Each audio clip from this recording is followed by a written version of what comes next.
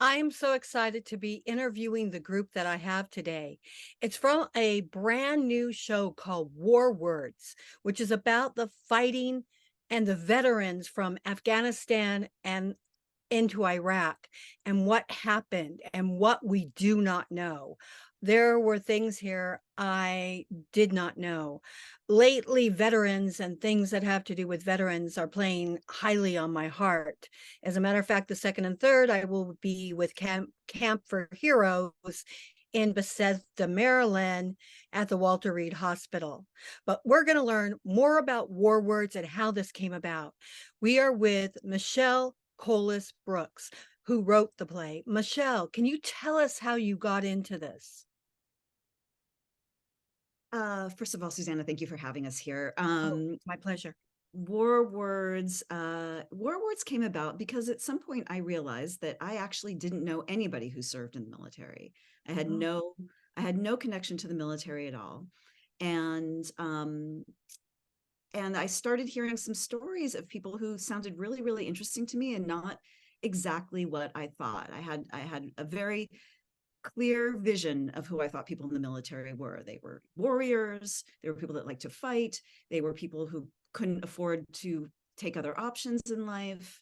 Um, I'm embarrassed to say that I made these grand generalizations, and so I decided to when it came to my attention that I was making these generalizations, I decided to go out and interview as many people who had served as possible in Iraq and Afghanistan, because the long war wasn't over at that time. And I wanted to hear the stories of these people and who they were and why they did what they did. hmm. The biggest revelation for me from this show is only 1% of Americans serve. A This is little true. less, a little less, a little less A than one, little less? a little less, a smidge How is less. how is this so? I certainly I can't answer that, but I don't think it's an appealing option for a lot of people these days, and in a lot of ways, I think that uh, that what we did in Iraq and Afghanistan was so long and relentless, that I think service is not appealing in the way that it used to be for people. Well, I think part of that reason might be because we don't take care of them when they get home. Yeah.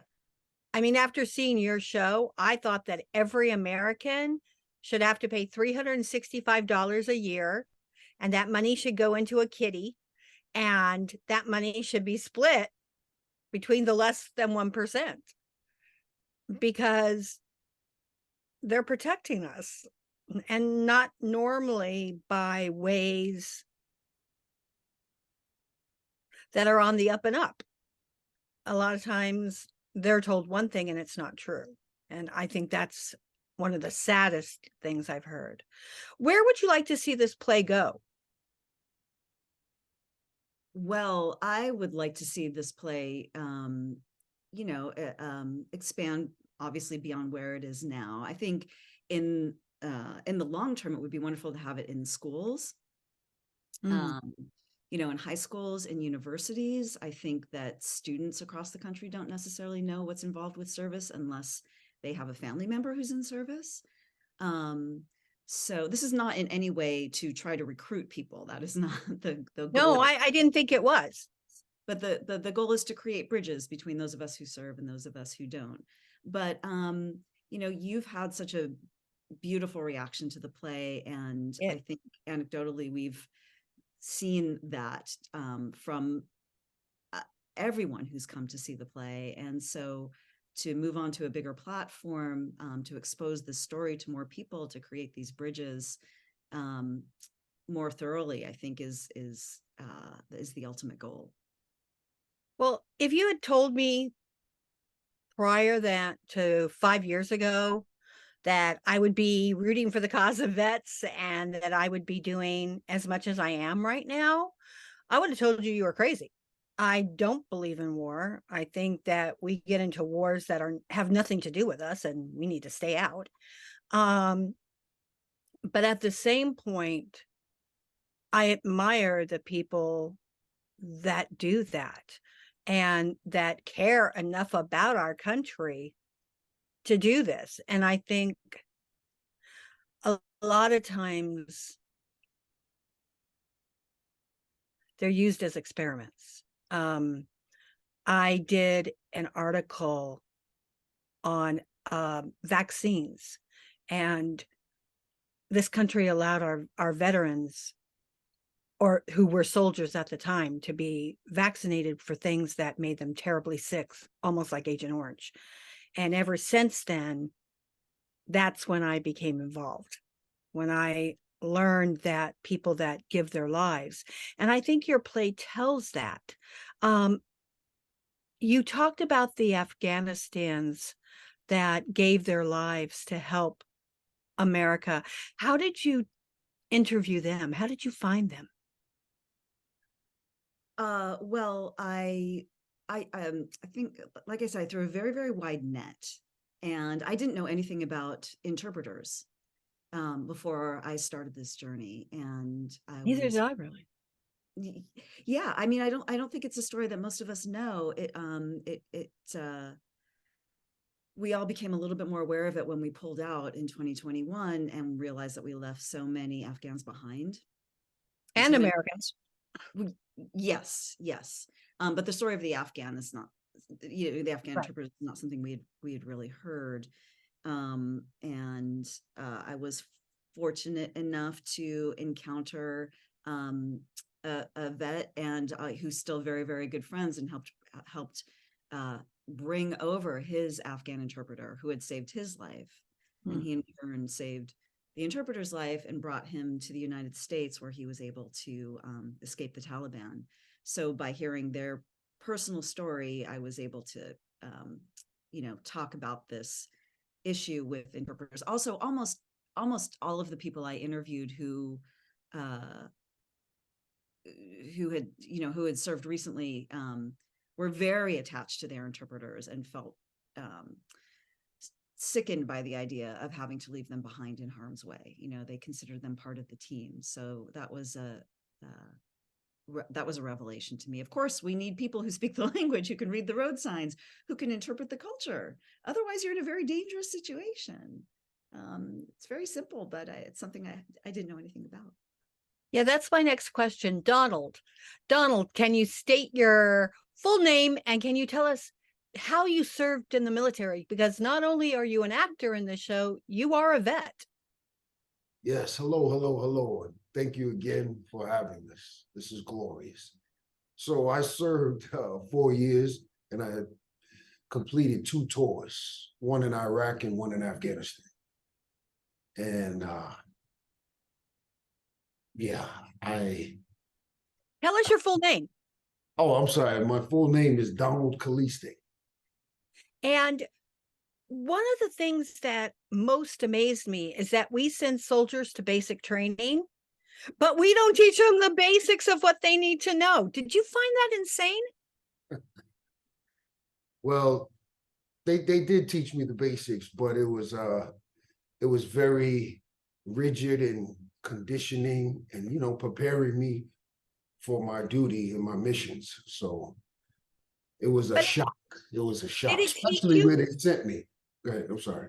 Did it teach you what to do when you shoot somebody? Like, does it teach you how to deal with that at all? No, not how to deal with it, but definitely how to execute.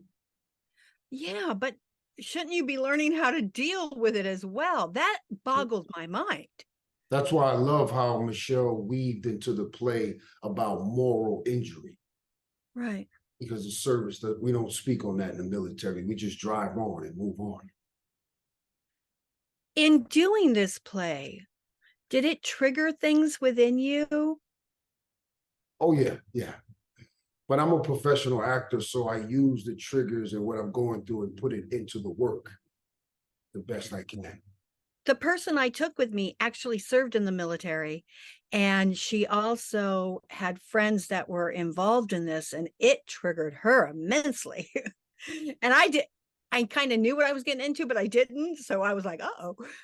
But did you find or did you have people talk to you afterwards that had been triggered and were so grateful that you did this? Yes, triggered and grateful because they learned a few things. They cried, they laughed, but they were like, wow, I didn't know about the interpreters. They didn't know about this. And so that warmed my heart because the play is also informative and we want people to walk away with information to hopefully do more. I wanted people to walk away and change things. Right. Yes. Yes. Like I said, $365 is not, it's $1 a day. Yes. But that to help those vets would be Yes. immense. I think if you're a doctor, you should have to help one vet a year. Ooh, At I least love that. just one. Okay. You know? Nancy for president. Let's go. Nancy, how hard was it to direct this play? And again, state your name and also what you've done before. Sure. My name is Sarah Norris. Oh, Sarah, And so he just said Nancy, and I was like, huh? That's okay. No worries. Sarah Norris, I'm director of War Words. And I've had the great privilege, this is my second play by Michelle that I've had the honor to work on. I directed her play Hitler's Tasters. And Oh, I saw that play. Michelle's brilliant, and I think they're both very different plays. And Very different plays. I just love how her mind works, and she always finds the humor, which I think is a great connector for people. Certainly there are tears and War Words, but there's a lot of laughter too. And I think that's what really makes it so heart-wrenching. They're so human, these stories. Very human. They're relatable. They're relatable. Yeah. I love how you staged it on such a bare stage, but it became not so bare. What were those? I have to ask, what were those chairs in the back? Were they for the people that weren't there? There's more stories yet to be told, or some people can't tell their stories anymore. I think the idea is they represent other stories, and we're keeping those stories still in our hearts. But the idea to keep it simple, I thought it was really important. The power of the play are the words of the play. And I didn't want to take away from that. I thought it was really, really important to focus and hone in on the words of these brave men and women. And I didn't want to distract with, anything. Let's listen to because they're so powerful. They're beautifully put together by Michelle and delivered by Donald and the rest of the cast. What is the story that moves you most? Oh, see, then if I say 14 people are going to be Not necessarily, because there's more people. It's interesting. I'm not trying to not answer the question, but I will say this: every time I watch the play, rehearsal, performance, every time I pick up and I learn something different. I understand in a deeper level, and I think it's the work of the actors. They're just really sitting in this place, and they care so much about the people that they're representing and honoring, and just the work that they're doing to deepen their attachment to these stories. I feel like I would give you a different answer on each day of the week, just because I'm watching them understand in a different way, and it just unlocks something for me. So it's a hard question to answer. Oh, I'm going to ask everyone this question. So, Great. Donald, what is the story that moves you the most? Or is there a story that's not in there that moves you the most? Oh, that's a good question. No, I think everything is in there.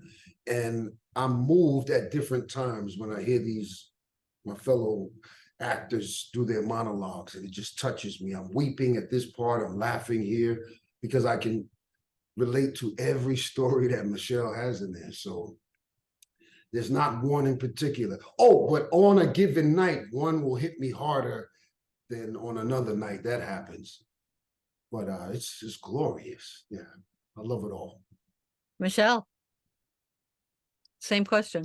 Oh, yeah, it's a very difficult question. It's like trying to choose between your children, right? I think Yeah, but I think we still do that. So well, I only had one, so I made it easy for myself.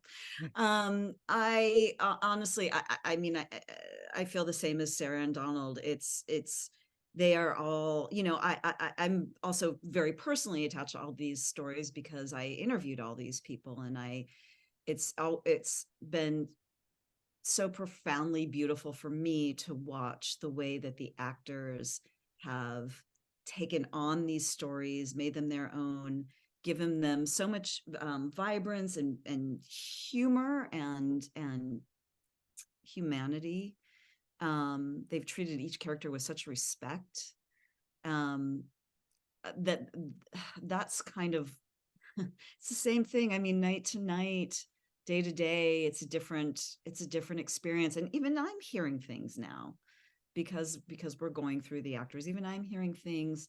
I didn't think I could hear anything new in these stories, and yet I'm hearing it. I mean, that's quite a testament to the gorgeous array of actors that we have on stage. What would you like people to take away from this play? You know, I'm like you, Susanna. I'm not interested in war. I don't like war. I don't understand why we all just can't get along. I don't understand Right. these boundaries, that current events are horrifying to me. But what I want people to understand is we're not taught, this is not about patriotism. This is not about politics. This is not about war. This is about people. Mm-hmm. And if we can, I want people to come away from this understanding that these people are like us, the rest of the 99% who don't serve, right? They're just like us, but they're taking on an additional responsibility that most of us would never take on. And they're doing it with love. they're doing it with love, they're doing it with passion, they're doing it with intention, they're doing it with goodwill. And and for whatever reason they're doing it that day, they're doing it. And that is no small thing. And it's incredibly important to me that that we just understand that these are other humans, and that even if we don't agree with how our government is using the military, even if we don't agree with how it's being invoked, it's important to support the people. I agree, and which is why I'm doing what I'm doing. Do you think that this play has become more powerful with what's happening in Israel and Palestine? Well, Because I do. I mean, I think it can hit a little more, you know, any time a piece of art is dovetailing with the current conversation or the current culture, right? It just becomes a little more technicolor for us. And so yes, I think in a way it's giving people the opportunity to relate in a much more intensive way at the moment. But more, I think that 1% might become more percent. And I don't think that's a great thing. Yeah, well, I don't know. I can't really speak to it. I just know that any opportunity for us to see those soldiers as well, as humans, you know, for all sides of that, to see each other as humans. I mean, I think it's the only way out, right? I think It it's is the only way out. Sarah, what would you like people to take away from War Words?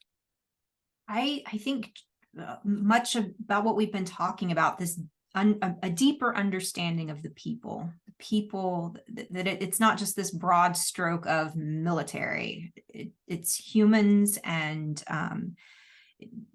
we should take care of them, and we should. I love this idea of $365 a day. That's beautiful. And if that's what the play inspired in you, that's, I did. to me, we did it. We did it, because I think it's about taking care of the people that are taking care of us. Absolutely. Donald, same question, but I'm going to add to yours. What else would you like people to know about you and about what you went through? I would like them to realize that I'm still a human being, who feels everything. And I hope that people walk away with a higher awareness of the military and wanting to do more, whatever way that looks like for them. And what would you like people to take away from the play? That we are all the soldiers, especially on the front line and even in the rear, in the service in general, that we're still human beings, and to not look down on us, to please look up to us and help uplift us. You actually brought up a question that I did not ask. Michelle, the people that do the drones, they're in America? Yeah, they certainly can be. They can be, you know, outside of Las Vegas and Wow. be monitoring operations in Afghanistan. I mean, that was a revelation to me as well, you know, and the intimacy of that. Do they not get any training of how to deal with their emotions from this? Because that is a very cut off thing. You know, can I? Yes. So when I finally went to the VA to seek therapy, my therapist told me at the VA, when I asked her that question, she said, Donald, that's what we're here for. Because we were talking about not getting help or being deprogrammed. And But is it enough? No, because the majority of us don't even make it to the VA. It took me a while to be consistent and to go and seek help, because I was like, no, I'm okay. Y'all are crazy. No, nothing wrong with me. So even getting vets to the VA to accept the help is hard. Michelle, I forget. Do you talk about how many commit suicide per day?